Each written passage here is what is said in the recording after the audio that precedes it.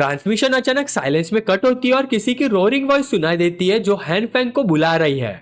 बंदा डोर खोलने की तरफ जा रहा है, ठंड में कांप रहा है। डोर होल से पीक करता है और डिस्कवर करता है कि ये एक्चुअली उसकी क्रश हायना है जो ठंड में रह नहीं सकती और मुश्किल से बोल पा रही है। वह हेजिटेशन के बिना डोर खोलता है और देखता है कि वो ठीक है या नहीं और जल्दी से इनवाइट करता है उसे अंदर आने को। पर अनएक्सपेक्टेडली हायना जंप करके उसे किस कर देती है जो हैन फैंग के लिए शॉक और अम्यूजमेंट का रीजन बन जाता है। वो यहाँ एफर्ट डाल रही है किस में और एंड में ब्रो बिल्कुल स्पीचलेस हो जाता है, समझ नहीं पा रहा क्या हुआ। याद रहे वो उसकी क्रश थी, तो अभी ड्यूड को अंदर से लगता है जैसे फाइनली उसने विन स्कोर किया हो गीगा चैट वाइब। इसी मोमेंट हायोना अपनी फीलिंग्स कन्फेस करती है, बताती है कि वो हमेशा से उससे प्यार करती आई है। एपोकलिप्स के स्कैरी वर्ल्ड में डिसेंड करने के बाद उसे समझ आ गया कि कोई लाइक हैन फैंग सच में दूसरों की केयर करता है। अपने पॉइंट को और प्रूफ करने के लिए हायोना उसे अपने बॉडी को टच करवाती है ताकि उसका रेसिंग हार्टबीट फील हो और बोलती है कि वो रेडी है कुछ भी करने के लिए। और हाँ, यही वो हनी ट्रैप है जिसमें हमारा गाय फंस जाता है। जब वो बर्ड्स और बीज इमेजिन कर रहा है, हायना उसके लेग्स के बीच अपना थाई रब करना डबल डाउन कर देती है जिससे वो और भी लॉस्ट और केयरलेस फील करता है।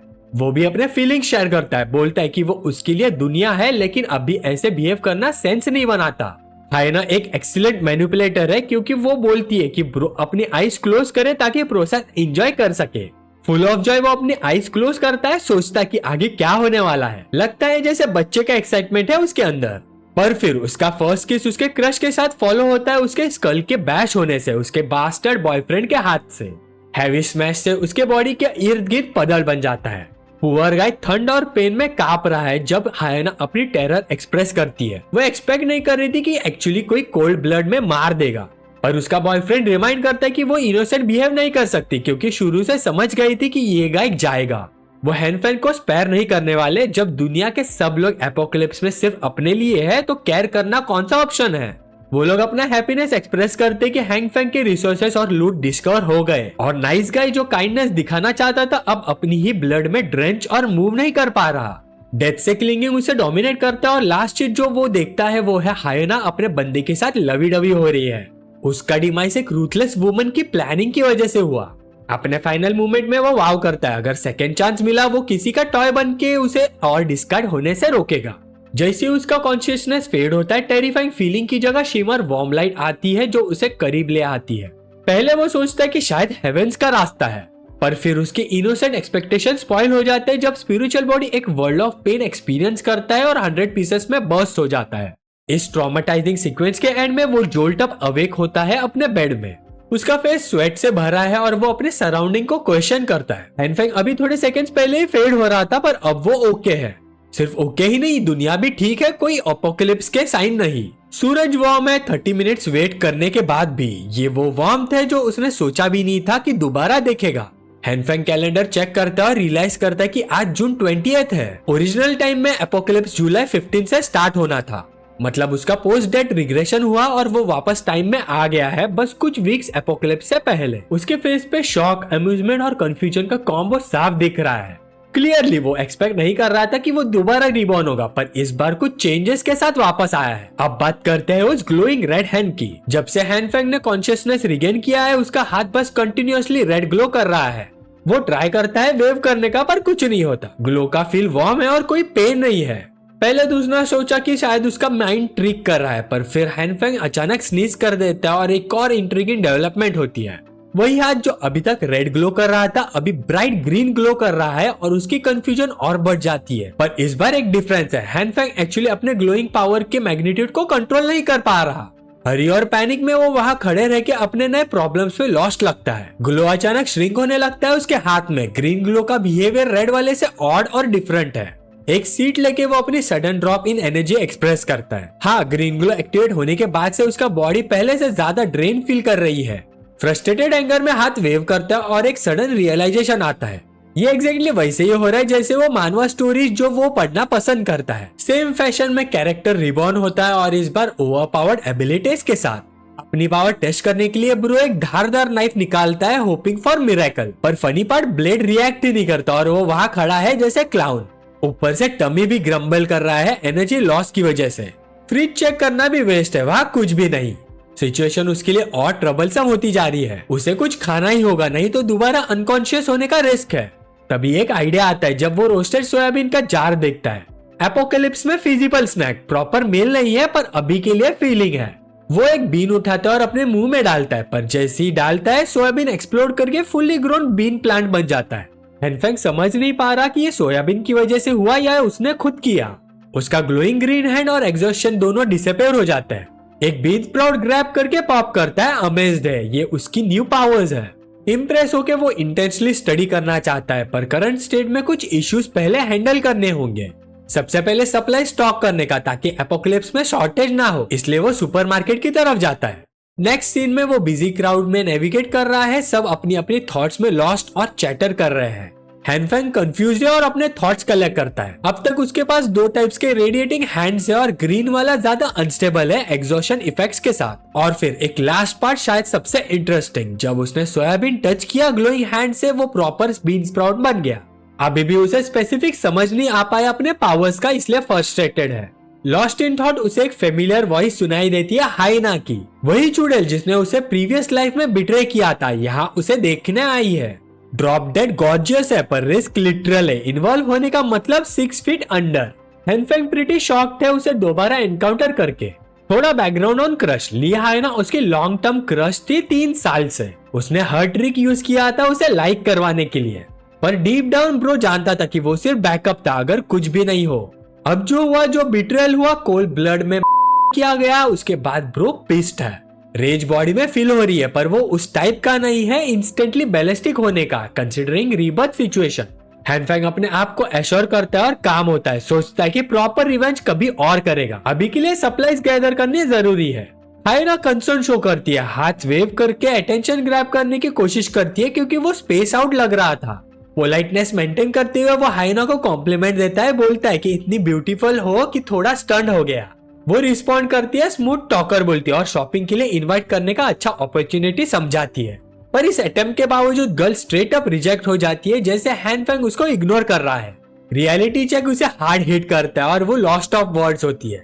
रियलिटी यह है कि हैनफेंग फुली समझ गया कि वो सिर्फ इतना काइंड है ताकि उसे अपना पर्सनल ग्रोसरी बैंक बना सके। अब ब्रो डन है बीइंग समवन एल्स पेट, ये दोबारा नहीं होने वाला। डीमार्ट शॉपिंग प्लाजा को रीजन का सबसे वेल टू डू सुपरमार्केट माना जाता है, और ओरिजिनल टाइमलाइन में जैसे ही आर्टिक एपोकलिप्स शुरू हुआ, ये प्लेस एक ही रात में क्लीन और एम्प्टी हो गया था। अभी तक पता नहीं कि किसने ऐसे लूट किया, पर अभी के लिए हैनफेंग का ऑब्जेक्टिव है जितना हो सके उतना स्टॉक करना। इंटेलिजेंट होने के नाते उसने एक सर्वाइवल गाइड लिस्ट डिस्कवर की, जिसमें सब कुछ है जो उसे चाहिए। Food, winter clothing, medicine, necessities, fuel और भी बहुत सारी चीजें जो यूजफुल है। लिस्ट काफी बड़ी है, पर एक सेकेंड, प्रॉब्लम भी है, ब्रो के पास इतना पैसा ही नहीं है। जब वो सल्किंग में होता है तब एक सडन मैसेज आता है जो प्रूफ करता है कि वो एलिजिबल है जाइंट लोन लेने के लिए। बिल्कुल लॉटरी टिकट जैसा मूवमेंट। एपोकलिप्स में कौन लोन की रिपे करेगा एनीवेज। तो फिर इंटरनेट के सारे लोन एप्स यूज करके हैनफेंग ने लोन्स ग्रैब करने स्टार्ट कर दिया हर जगह से। सीन शिफ्ट होता है हाइना पे, जो काफी फ्रस्ट्रेटेड है उसके आज के ट्रीटमेंट से। ये चुड़ैल अभी भी वही स्टकअप है जो अभी भी टेक ओवर नहीं कर पा रही कि उसके पर्सनल सिंप ने उसको रिफ्यूज किया। यही बताता है उसकी पर्सनैलिटी के बारे में, और प्रीवियस लाइफ में उसने हैनफेंग को किल करके ये और भी क्लियर हो गया। हाइना कर्ज कर रही है हैनफेंग को पैथेटिक लूजर के लिए, विदाउट कार और फ्यूचर में नाइस होने की एक्सपेक्टेशन नहीं रखती। और तभी डेविल का सीन, एक कार उसके पास ड्राइव करके हॉर्न बजाती है। हाइना शॉक हो जाती है जब डिस्कवर करती है कि ड्राइवर वही बंदा है जो इसके बारे में वो बात कर रही थी, उसका पर्सनल सिम। हैनफेंग ड्रॉप बाय करता है और बताता है कि उसने अभी अभी व्हीकल परचेज किया है। उसके फादर स्टेट्स में बहुत पैसे कमा रहे हैं, तो नेचुरली थोड़ा कैश भेज दिया है मस्ती के लिए। साथ ही बताता है कि वो बिजी था अपने फादर को एयरपोर्ट ले जाने में। ये फैक्ट हाइना को थोड़ा काम करता है, सोचती है कि शायद इसलिए टर्न डाउन किया क्योंकि इम्पोर्टेंट काम था उसे। वो अपोलोजाइज करती है कि उसके इम्पोर्टेंट टाइम में उसे शॉपिंग ले जाने में बोला। Gaslighter pro max girl edition style में वो क्यूट एक्ट करती है, क्राइंग और कंप्लेन करती है कि कितना क्रूअल था उसके लिए। हैनफेंग का रिएक्शन इंटरेस्टिंग है, पहले उसे फुलिश बोलता है, फिर क्लोज ग्रैब करके बोलता है कि वो कभी डिच नहीं करेगा उसे, क्योंकि हाइना उसके लिए फार टू इम्पोर्टेंट है। एरोगेंट चिक सोचती है कि उसे लॉटरी मिल गई है और फिर से फीलिंग्स मैनिपुलेट करने की कोशिश करती है। बोलती है कि वो भी सेम वे फील करती है और मूवी देखने और नाइस डिनर सजेस्ट करती है। पर जैसे ही वो बोल रही होती है, हैनफेंग कहता है पीस द हेल आउट। और अपना लगेज अटेंड करने लगता है। कंप्लेन करता है कि कितना बिजी है वो स्टफ ले जाने में। हाइना भी स्टूपिफाइड है क्योंकि इतनी सडन शॉपिंग। हैनफेंग कूल प्ले करता है, बोलता है कि क्योंकि वो चाहता था इसलिए, और उसकी एक्सपेक्टेशंस रेस करने के लिए बताता है कि उसके लिए गिफ्ट भी लिया है। खुश और बबल अप हाइना घर जाने का डिसाइड करती है, होपिंग कि वो बाद में गिफ्ट देख पाए। जाते वक्त हाइना का फेस सेटिस्फाइड लुक में है, सोचती कि उसने हैनफेंग को फिर से फंसा लिया, पर वो नहीं जानती कि हैनफेंग भी सेम सेटिस्फाइड लुक शेयर कर रहा है। और हैनफेंग कभी भी अपने स्टॉक पाइल का सीक्रेट रिवील नहीं करेगा, ये उसका टिकट है सरवाइव करने का एपोक्लिप्स में। जब पूरी दुनिया डिस्पेयर और डिस्ट्रैक्शन में जाएगी, हैनफेंग फुली इंटेंट करता है रिवेंज लेने का उस बास्टर्ड पे जिसने उसे मारा था, और हाइना पे भी। साथ ही कन्फेस करता है कि इस बार एपोक्लिप्स एंजॉय करने वो ईगर है। एपोक्लिप्स का दिन बस 2 वीक दूर है। उस दिन हैवी स्नो प्लेनेट को कवर करेगा और टेम्परेचर -20 डिग्री सेल्सियस तक ड्रॉप होगा। अगले मंथ तक टेम्परेचर ग्रेजुअली -70 तक गिर जाएगा और वर्ल्ड फुल्ली स्नो कवर्ड हो जाएगा। इससे बाहर जाना फिजिकली इम्पॉसिबल हो जाएगा और इसलिए फूड इम्पोर्टेंट है। वो सब स्टफ अपार्टमेंट में ले आया प्रॉपरली पैक करके, ताकि कोई सस्पेक्ट ना करे कि सप्लाईज होर्डिंग हो रहा है। मोस्ट ट्रबलसम सप्लाईज के लिए नाइट में मूव करेगा जब कोई नहीं होगा। एपोक्लिप्स की बात करते हुए सेकेंडरी इशू पावर सप्लाई का आएगा, और उसकी इंस्टेबिलिटी की वजह से फ्यूल जरूरी है, और हैनफेंग ने एक पूरे 1 साल का फ्यूल परचेस कर लिया ताकि कुछ गलत ना हो। नेक्स्ट प्रॉब्लम के लिए हीटिंग सिस्टम फंक्शन नहीं करेगा, तो कंस्ट्रक्शन क्रू बुलाया और हाउस प्रॉपरली अल्टर करवाया, रीइंफोर्स करके एपोक्लिप्स के लिए रेजिस्टेंट बनाया। फाइनली उसने एक डेडिकेटेड रूम भी बनाया सप्लाईज और इन्वेंट्री के लिए, ताकि कोई भी सस्पेक्ट ना करे और वो जॉब चाहे एक्सेस कर सके। जब तक उसने अपनी प्रिपरेशन रैप अप की, जुलाई 14 आ चुका था। अब बस एक ही दिन बचा था बिफोर टेम्परेचर अनकंट्रोलेबल लेवल तक गिर जाए। सब प्रिपरेशंस के बाद फाइनल आइटम चेकलिस्ट में था अपनी सुपर पावर स्टडी करना। अब टाइम था वो सोयाबीन टेस्ट करने का।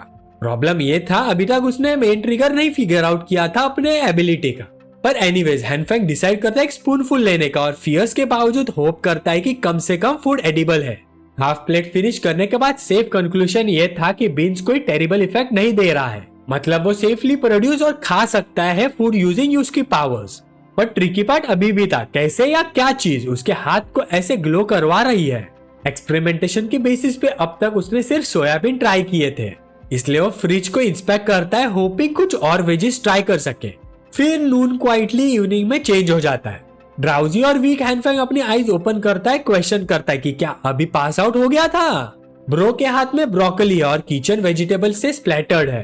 वो प्रॉपर सोच भी नहीं पा रहा था क्योंकि अपनी पावर्स के एग्जॉस्टिंग इफेक्ट्स ने एनर्जी ड्रेन कर दी। यही उसका अभी तक एक ड्रॉबैक है। हैनफेंग सेम सोयाबीन खाते हुए कमेंट करता है कि किस तरह उसने सक्सेसफुली कुछ नया सीख लिया है अपने एबिलिटीज के बारे में। अब बात करते हैं जो हुआ था जस्ट बिफोर उसके अनकॉन्शियस होने का। उसने बंच ऑफ स्टफ ऑर्डर किए टेस्ट करने के लिए और यूज किया डिफरेंट सेट ऑफ प्लांट्स पे। स्ट्रेंज पार्ट ये था, कुछ प्लांट्स कंप्लीटली नॉन रिएक्टिव थे, पर कुछ सीड्स जैसे प्रॉपर प्लांट्स में ग्रो हो गए, बिल्कुल वैसे जैसे सोयाबीन के साथ एक्सपेरिमेंट किया था। और एक थर्ड कैटेगरी भी थी, कुछ प्लांट्स डेटोनेट कर गए उसके हाथ में, जिसका रीजन अभी मिस्ट्री है। हैनफेंग ने वो चैरेट सब्सटेंसेस भी डिस्कवर किए जो कोल जैसे लग रहे हैं डिटोनेशन के लिए, पर यह अच्छा था क्योंकि ये सब्सटेंस स्टोर करके लेटर वार्मथ के लिए यूज किया जा सकते थे। इससे उसने सक्सेसफुली एक वे डिस्कवर किया अपने आप को वार्म रखने का हार्श एपोक्लिप्स में। एक्साइटेड वो कॉन्सेंट्रेट करता है अपने पावर्स होने पे और कुछ और एक्सपेरिमेंट्स करने पे। शुरू में फेल होता है, पर जब फोकस करता है मैजिकल इफेक्ट्स प्रोमिनेंट होते हैं, giving him what he wants.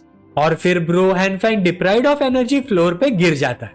Back to the present confuse लगता है अपने पावर्स के लॉजिक पे, कुछ प्लांट्स वर्क करते हैं कुछ नहीं। समझना थोड़ा मुश्किल है क्या काम करेगा और क्या नहीं। फिर भी इस एक्सपीरियंस से की पार्ट ऑफ ट्रिगर रियलाइज करता है एक्चुअली वो उसके कॉन्शियसनेस में इम्ब्यूड है। तो वो मेडिटेट करता है एक इटर्नल एक्सपीरियंस पे जहां वो नेचर के साथ एक हो जाता है। एक्सपीरियंस जो माइंड और बॉडी को कनेक्ट करता है, और उसके ऐसे इमेजिन करने पे उसको सक्सेस मिलता है। क्योंकि अपने आंखें खोलने के तुरंत बाद हैनफेंग अपने चमकते हुए ग्रीन हैंड को देखकर सेटिस्फाइड हो जाता है। इससे उसको कंफर्म हो जाता है कि उसकी एबिलिटी लिंक्ड है उसके कॉन्शियसनेस से।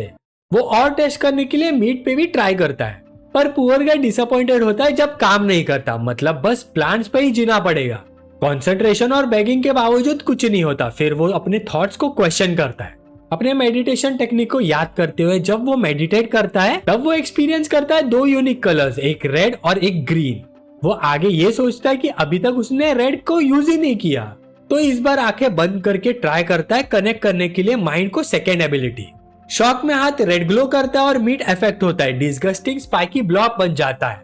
इफेक्ट्स देख के डिस्गस्टेड मीट ग्राउंड पे टॉस करता है और स्लो इंस्पेक्शन के लिए अप्रोच करता है। वो पिंच करके दोबारा ग्रैब करता है और क्वेश्चन करता है। Meet reacted to red radiating light. लगता है मीट प्रॉपरली कुक्ड भी हुआ। क्वेश्चन आता है कि रेड लाइट सिर्फ हीटिंग के लिए है क्या? फिर हाथ इंस्पेक्ट करता है और रियलाइज करता है कि मीट कुक नहीं हुआ, ऑपोजिट है। ये actually process of disintegration revert कर रहा है। इस रिवेलेशन के बाद उसको फाइनली एक डिस्कवरी मिल गई। ग्रीन लाइट एवोल्यूशनरी प्रोसेस को स्पीड अप करती है और रेड लाइट उसे इमेंसली स्लो कर देता है। फिर दोनों कंबाइन करने की कोशिश में वो अपने दोनों हाथ क्लैप करता है, जिससे बर्स्ट ऑफ येलो बनता है और वही मीट अब पहले से भी बड़ा बन जाता है। पर इससे एक क्वेश्चन आता है कि सोयाबीन का क्या हुआ जो उसके हाथ में था? तो डिसअपियर हो गया, मतलब शायद मीट के साथ वो मर्ज हो गया। हैनफैंग अपने पावर्स के आउटपुट से अमेज्ड है। फर्दर इंस्पेक्शन के बाद कंक्लूड करता है कि मीट अब तक का फ्रेशेस्ट है जो उसने कभी देखा। एक्साइटेड वो एक और बार ट्राई करना चाहता है, पर लक उसके साथ नहीं है। ब्रो इतना फेल करता है कि सब कुछ ब्लैक हो जाता है। फ्रस्ट्रेशन में वो अपने हाथ फ्लोर पे स्लैम करता है, पर इवेंचुअली पेशेंस अडॉप्ट करता है। टाइम है एक्सपेरिमेंट करने का और वो खुश है कि बस एक ही दिन में इतना डिस्कवरीज हो गई। अगर वो फुली मास्टर कर पाया एबिलिटीज को तो ब्रो सोचेगा सुपरमैन बनने का और वर्ल्ड के टॉप पे खड़ा होने का। पर फिर वो रियलाइज करता है इडियट जैसे कि फूड ही सिर्फ नेसेसरी नहीं है लाइफ सेव करने के लिए, अभी के लिए वेपन भी चाहिए प्रोटेक्ट करने के लिए दूसरे ह्यूमन से। जब वो सोचता है जाने का वेपन लेने, रियलाइजेशन होता है एपोकलिप्स शुरू हो चुका है। लास्ट टाइम की तरह world absurd amount of snow face कर रहा है जुलाई में, पर हैनफैंग फिर भी बाहर जाता है, बिलीविंग कि गन लेना जरूरी है before temperature -45 degree Celsius reach करे। साथ ही कंट्री में गन इलीगल है तो डायरेक्टली बाय नहीं कर सकता। सोच में बिजी उसे एक ब्रोकली हेयर पंक दिखता है रैंड करते हुए, क्लेमिंग कि वो लाओ वैंग का यंगर ब्रदर है शी गैंग लीटा ग्रुप से। Typical my brother's got more money than you tactic petty argument जीतने के लिए। हैनफैंग एक्चुअली इस क्लाउन को रिकॉग्नाइज कर लेता है थैंक्स टू इसका शिटी फैशन स्टाइल। और सबसे फनी बात यह है कि लोगों ने इसको नाम दे दिया है होमलेस जोई। अब बात करते हैं ली जी या होमलेस जोई की, जो सेम नेबरहुड में रहता है। बंदा नोन है कॉन्ट्रैक्टर के रूप में, नेटवर्क विद एवरीवन अराउंड। लोग आते हैं पूछते हैं क्या हो रहा है और बंदा एक्ट करता है बिजी ड्यूड जैसे, प्रोजेक्ट हैंडल कर रहा हो अपने बिग ब्रदर के साथ। ब्रो खुद काम नहीं करता, हमेशा फोन पे whining pretending millions on project. Hanfeng सोचता है कि क्या ये इडियट हेल्प कर सकता है वेपन लेने में। होमलेस जोई को ग्रिड करता है और थोड़ी देर प्रिटेंड करता है कि जैसे वो जानता हो उसे। बाद में पता चलता है ये बंदा एक्चुअली हैनफैंग को नहीं जानता, पर हैनफैंग प्रिटेंड करता है कि शाओ हैन प्राइड का एडवांटेज लेके एक्ट करता है जैसे लॉन्ग लॉस्ट फ्रेंड्स हो। होमलेस इडियट बेट में आ जाता है और सॉरी बोलता है याद ना होने के लिए, स्पेशली बिजी होने का एक्सक्यूज देते हुए। हैनफैंग सराउंडिंग चेक करता है और पंक के पास क्विकली अप्रोच करता है, पूरी सिचुएशन एक्सप्लेन करता है। एक्सप्लेनेशन के बाद होमलेस जोई शॉक में होता है, क्वेश्चन करता है ये ड्यूड को गन क्यों चाहिए। उसका रिएक्शन देख के हैनफैंग लॉस्ट ऑफ वर्ड्स है। प्रॉपर एक्सक्यूज वाइप आउट करने से पहले ब्लॉन्ड पंक वार्न करता है कि गन्स दिन में नहीं लेनी चाहिए। उसके कनेक्शन होने के बावजूद होमलेस जोई मूड में नहीं है डेंजरस बिजनेस में। हैनफैंग क्लैरिफाई करता है सेल्फ डिफेंस के लिए चाहिए, कुछ लोग उसके अगेंस्ट ग्रज रखते हैं। वो एक मेड अप स्टोरी बनाता है कैसे एक बंदा मिले वर्क जाते हुए, दोनों बाइक पे, और बंदा केयरलेस उसके फेस पे थूक देता है। नेचुरली हैनफैंग पीस हो जाता है, कन्फ्रंट करता है उस क्लाउन को और सबके सामने मारपीट करता है। बंदा ह्यूमिलेट होने के बाद चला जाता है, पर बंदा ग्रज होल्ड करता है और रिटर्न आने के बाद प्रॉमिस करता है फ्रेंड्स के साथ। अगले दिन बंदा पूरे गैंग के साथ डिस्ट्रॉय करता है, क्लाउनिंग और रफर्ड हैनफैंग को टॉप टू बॉटम। इस बीट डाउन के बाद सेल्फ डिफेंस वेपन चाहिए प्रोटेक्ट करने के लिए। लकीली होमलेस जो सिंपैथेटिक है स्टोरी के लिए और इंसिस्ट करता है स्पिटिंग स्टेप टू फार है, पनिशमेंट डिजर्व करता है वो बंदा। पर हैनफैंग सोचता है शायद बंदा पॉइंट मिस कर गया हो कंप्लेंट का। स्टिल होमलेस जो ही अपना आर्म अराउंड रखता है जैसे गार्डन एंजल और प्रॉमिस करता है सेव करने का। वो बिग ब्रदर को कॉल करके सब कुछ सॉर्ट आउट करेगा। हैनफैंग खुश है, सब चीजें उसके फेवर में जा रही है। होमलेस जो ही रेकमेंड करता है बस में जाने का, लग्जरी कार सर्विस में है अभी। हैनफैंग इसके लिए ओके है और शो करता है अपनी व्हीकल रेडी है इस काम के लिए। जब वो अपनी ड्राइव पे जा रहे होते हैं होमलेस जो शॉक्ड हो जाता है और कार के प्राइस के बारे में पूछता है। हमारा ब्रो रिवील करता है 7 लाख में खरीदी, जो उसके नजर में काफी अच्छा डील था। पर होमलेस जो यहाँ इंस्टाग्राम हाथ रोप जैसे फोटोज ले रहा है कार्स की। सबसे फनी पार्ट कैप्शंस भी ऐसे लगाता है जैसे एसयूवी उसकी ही हो। अगले ही पल उसके बिग ब्रदर्स के पंख चिल कर रहे हैं फायर के साथ एब्सर्ड वेदर कंडीशंस कमेंट करते हुए। हैनफेंग की कार रुकती है और होमलेस जोई सीधा बाहर निकलता है। बंदा यहाँ स्मग और राइचियस एक्ट कर रहा है। बाकी के बॉयज बिलीव नहीं कर पा रहे कि होमलेस जोई के पास अपनी एसयूवी है अब। और ये बंदा इतना स्लाइम बॉल है कि बोलता है कि 7 लाख अपने पॉकेट से खरीदी है। हैनफेंग तुरंत इंप्रेशन बना लेता है। बंदा सीरियसली बोल्ड है in front of original vehicle owner. Next scene में पंक हैनफेंग को अपने बॉस के पास ले जाता है। गैंग लीडर के रूप में बंदा टैटूज के साथ कवर्ड है। ब्रदर को यहाँ देख के डिस्प्लीज्ड है और इमीडिएटली ब्लॉन्ड पंक को डोर दिखा देता है। होमलेस जोई सारा प्रेशर हैनफेंग पे डालता है, बोलता है कि फ्रेंड गन खरीदना चाहता है। हैनफेंग थोड़ा टेरिफाइड है और बॉस थोड़ा एनॉयड है कि एक लाउजी गन के लिए आया जब कुछ और इंटरेस्टिंग ऑप्शंस हो सकते थे। बॉस अपने लैकी को हैंडगन फेच करने को बोलता है जो टॉस होती है हैनफेंग को 6000 के प्राइस में। पर हमारा ब्रो हैनफेंग मूड में नहीं है टाइनी पिस्टल के साथ प्ले करने के।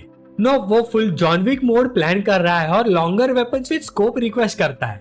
बॉस अलार्म्ड है ऑडेसिटी पे और कन्फ्रंट करता है for demanding sniper rifle. Reminder रहता है हैनफेंग को नेगोशिएशन या सर्च करने का राइट नहीं है उसके पास। यहीं पे होमलेस जोई और उसकी स्टोरीज आती है फ्रंट में। एक और स्टोरी वाइप करता है। हैनफेंग की वाइफ ने चीट कर दिया 3 बार। स्टोरी टेलिंग के एंड में बॉस फ्यूरियस टेंट्रम में रेजफुल ऑन हैनफेंग की वाइफ। ये रिडिकुलस स्टोरीज मूवी मटेरियल लगती है। Anyways boss finally sniper rifle request approve करता है। बोलता है कुछ डेज लगेंगे उन्हें। हैनफेंग ग्रेटफुल है कि उसकी रिक्वेस्ट टेंड की जा रही है। बॉस उसके अंडरलिंग को ऑर्डर करता है कि अरेंज करे सेमी ऑटो भी। बॉस एक्चुअली पिटी फील कर रहा है और फ्री गन गिफ्ट में दे देता है। हैनफेंग टोटली स्टार्ट स्टक है हैंडगन फ्री ऑफर में देख के।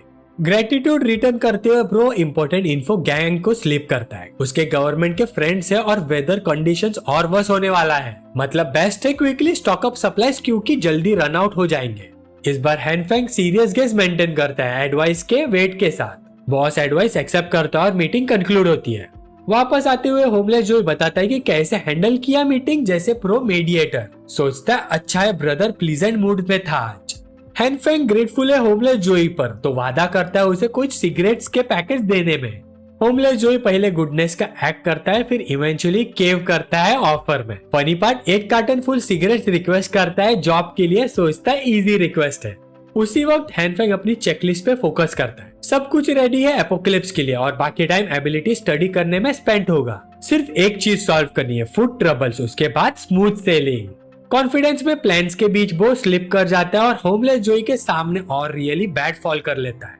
हैनफेंग का पैर शैम्बल्स में है और पेन में शिवर कर रहा है। होमलेस जोई समझ ही नहीं पा रहा कि क्या हुआ इतना सडन। हैनफेंग को स्ट्रॉन्ग सस्पिशन है शायद पैर ब्रेक हो गया है।